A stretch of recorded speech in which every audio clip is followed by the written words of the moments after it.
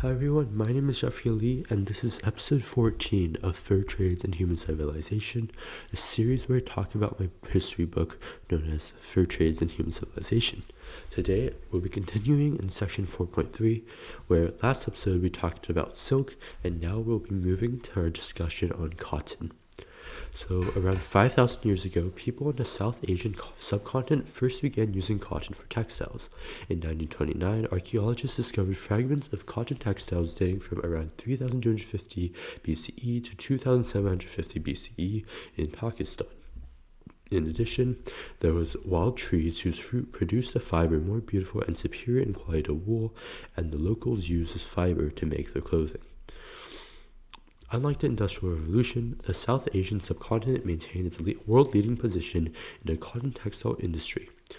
People handpicked cotton, used roller gins to separate the seeds, and cleaned the cotton with bows to remove dirt and knots, spun the fibers into thread using spindles and distaffs, and wove the thread into fabric on looms.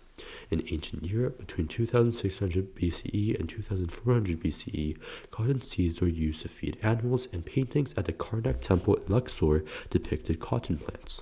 The earliest evidence of cotton textiles in Africa dates to between 500 BCE and 300 BCE in the ancient city of Meroe on the east bank of the Nile. Cotton spread westward from India, and by ancient times regions such as Persia, Mesopotamia, and Palestine were already cultivating cotton. By 200 BCE, cotton had reached southwestern China but not see widespread adoption for a long time, as traditional Chinese textiles were made from silk and hemp. It was not until the Yuan dynasty that cotton became widely used in China. There was a regional division of labor and cooperation in cotton cultivation and textile production. Northern farmers transported raw cotton via canals to the middle and lower Yangtze River regions, where southerners processed the cotton and produced textiles. By the 17th century, cotton textiles had become the norm for all Chinese people, replacing traditional hemp fabrics. Around the 3rd to 5th centuries, cotton cultivation and processing techniques spread from India to Java. Before the 18th century, cotton was mainly grown locally and used to make clothing. Cotton cloth, being durable, easy to transfer over long distances, non-perishable, and of high added value, was often used as tax payment or currency in various regions, including China, Africa, and Americas. In 1497, Vasco da Gama arrived at the port of Calicut, establishing a sea route from Europe to India via the Cape of Good Hope. More importantly, he reached the world's largest and most prosperous cotton textile production area of the time. The population of indigenous people in America significantly declined following the arrival of European colonizers. Besides acquiring precious metals like gold and silver, Spain and other European countries developed sugar plantations in the Americas. Cotton cloth and firearms were most commonly used in the African slave trade. British merchant Richard Miles, in his transactions on the African Gold Coast from 1772 to 1780, reported that over half of the value of the 1,308 slave transactions involved cotton textiles. So now let's talk about the development of the British cotton textile industry. The cotton textile industry first reached Europe around the 10th century but did not experience significant development until the 19th century. Several factors contributed to the slow development of the cotton textile industry in Europe. One of the primary reasons was that Europe did not grow cotton locally, meaning the raw materials for the cotton textile industry had to be transported over long distances by sea. The situation began to change with the onset of the Industrial Revolution in the late 18th century, which dramatically increased the productivity levels of the European cotton textile industry. Initially, British, Portuguese, and other European traders relied on Indian merchants as intermediaries, but these merchants collected cotton textiles from Indian households and sold them to Europeans. However, to increase profit margins and monopolize Indian cotton textile production, companies removed Indian merchants from the trade path and directly sent agents to liaise with Indian weavers. As early as the mid-18th century, agents of European companies would enter rural areas near textile production centers like Dhaka, directly negotiating production terms and lowering purchase prices with the weavers. The reduced costs for European companies led to a significant increase in the volume of cotton cloth imported from India. The demand for labor in the American sugar industry contributed to the reduction in the cost of Indian cotton cloth and expansion of its production scale. To protect the domestic industries, European countries implemented various tariffs and restrictions on Indian cotton textiles. In 1685, Britain imposed a 10% tariff on all Indian cotton, linen, and silk products. As tariffs was increased to 20% in 1690, and by 1701, the British Parliament has declared the importation of printed cotton cloth illegal. France took similar protective measures, and so did Prussia and Spain. In 1733, John Kay invented the flying shuttle, which doubled the productivity of weavers. In 1760, James Hargreaves invented the spinning jenny, and by 1767, the improved version of the spinning jenny increased production another twofold. These improvements increased productivity by 370 times, making British cotton yarn significantly cheaper than Indian yarn. The rise of cotton textile factories drastically increased labor productivity and allowed for rapid linear expansion of production scale, and the rapid development of the British cotton textile industry made it a core part of the British economy. In 1770, the cotton textile industry accounted for 2.6% of Britain's economic growth, and by 1801, this figure had risen to 222.4%. Britain's integration of the entire cotton textile industry, from raw material allocation, spinning, weaving, printing, and dyeing, to transportation and sales, through technological innovation and optimization, resulted in far higher productivity than that of India and other regions. And now let's talk about American developments and Indian famines. Before 1791, the majority of cotton used for textiles were produced by farmers in Asia, Africa, and Latin America, and was consumed locally. The vast machinery of the British cotton textile industry required a continuous and substantial supply of raw cotton. India produced a significant amount of cotton, but the British East India Company prioritized exporting cotton textiles for its own profit, limiting the supply of raw cotton to British domestic competitors. The Chinese market had little demand for cotton textiles, but a strong demand for raw cotton. In the late 18th century, the Caribbean and Brazil supplied cotton to Europe's textile industry. However, the rapidly growing British cotton textile industry required more raw cotton, which demanded vast lands and corresponding labor. In 1793, Eli Whitney, a Yale graduate, returned to Savannah, Georgia, and invented a cotton gin, which increased the efficiency of separating cotton seeds, hulls, and fibers by 50 times. By the late 1830s, Mississippi had become the leading cotton-producing state in the U.S. In 1790, the United States produced 1.5 million pounds of cotton annually, and by 1800, this figure had risen to 36.5 million pounds. The Bering family of Britain financed the Louisiana Purchase, facilitating America's land acquisition from France. They sold bonds to finance the transaction and secured approval from British Prime Minister Henry Addington, and by 1817 steamships were navigating the Mississippi River, and by the 1830s the U.S. had developed a grid-like connection of inland areas with river and seaports.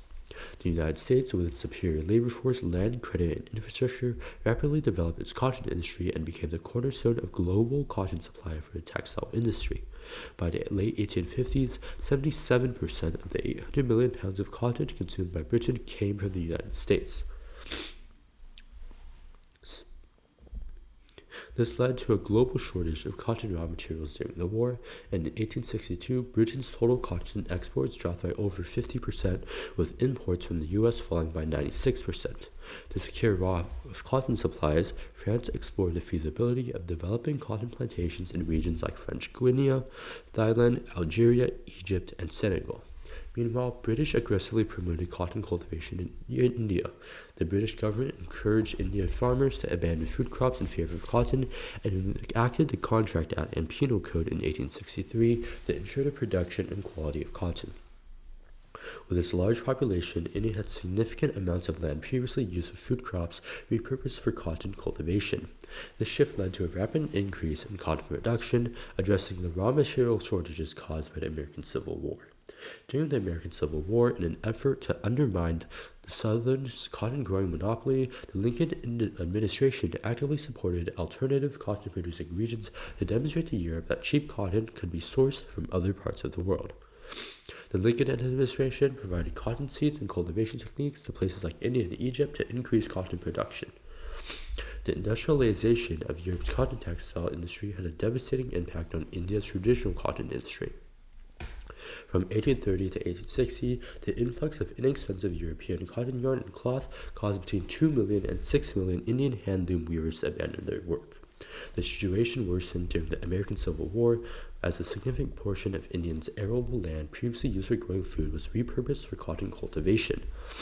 Following the American Civil War, the restoration of American cotton supplies flooded the market, causing cotton prices to fall dramatically. The global economic depression of 1873 further drove down cotton prices, and from 1873 to 1876, the price of cotton delivered in Liverpool fell by 38%. To cope with the falling cotton prices, many Indian farmers resorted to planting even more cotton in an attempt to compensate for the reduced income. This response only exacerbated the oversupply issue, further driving down cotton prices and deepening the economic crisis. Between 1864 and 1873, the cost of sorghum for cotton farmers doubled, and by 1878 it doubled again. The exchange rates between grain and cotton fluctuated wildly, often between 20% and 40%, subjecting cotton farmers to severe market manipulation. Indian cotton farmers hoped for stable or rising international cotton prices to afford food imports, but in the 30 years following the end of the Civil War, world cotton prices experienced a persistent decline. The relentless focus on cotton cultivation over food crops led to a long-term decline in food security for Indian farmers. Year after year, the area dedicated to food crops diminished and grain prices continued to rise, causing many to starve. During this period, despite sufficient food production, grain was still being exported while millions starved, and the famine of the late 1870s was particularly devastating. British colonial policies played a significant role in these famines. By encouraging the extensive cultivation of cotton for export, the colonial administration disrupted the traditional agricultural balance, causing widespread hunger and mortality. Now let's talk about the Russian expansion into Central Asia.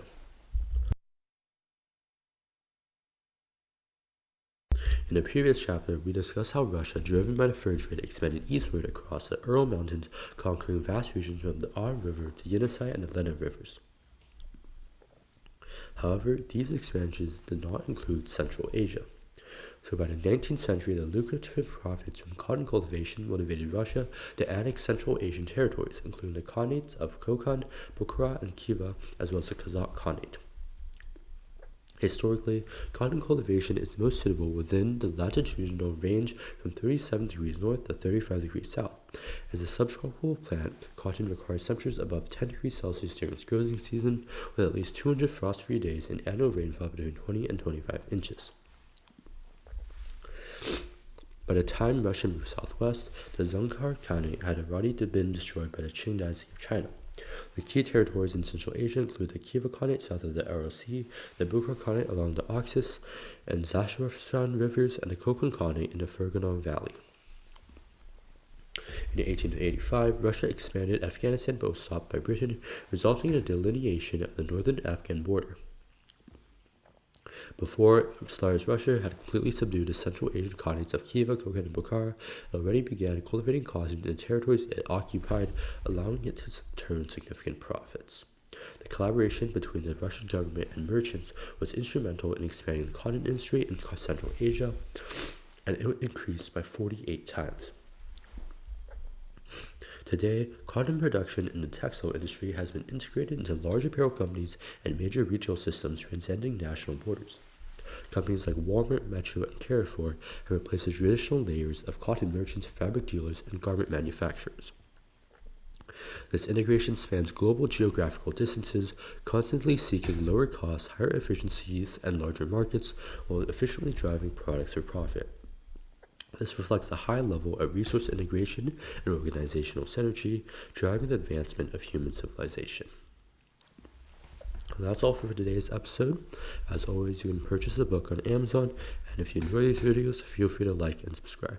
Thank you for watching.